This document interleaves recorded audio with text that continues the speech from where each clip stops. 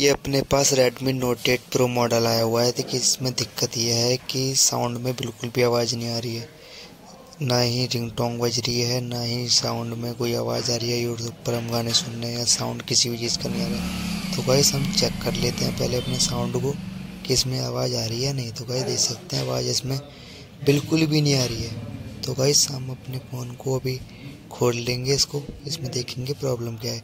तो गाइस मैं फ़ोन को खोल लेता हूँ, रिंग का डिब्बे बाहर निकाल लेता हूँ। फिर अब मैं इसे अपने वायर की मदद से चेक करूँगा कि अपनी रिंग का डिब्बी सही है नहीं। तो गाइस रिंग का डिब्बी अपनी प्रॉपर ओके, एकदम कोई दिक्कत नहीं रिंग का डिब्बी में। तो गाइस मैं थोड़ी देर छोड़ देता हूँ गाइस। तो फ़ोन कर लेता हूँ अपना पैक। तो पैक करने के बाद फिर मैं देखता हूँ अभी अपनी दिक्कत सॉल्व हुई है या नहीं। तो गाइस मुझे लगता है 100% दिक्कत सॉल्व हो चुकी है। तो गाइस हो गया फ़ोन अपना ऑन। तो मैं इसमें अब चेक कर लेता हूँ अपना साउंड बजा के। तो ये नहीं, मैंने सेटिंग ओपन कर ली। तो गाइस देख सकते हैं आवाज़ आएगी, प्रॉपर आएगी आवाज़ जैसी आनी थी इसमें।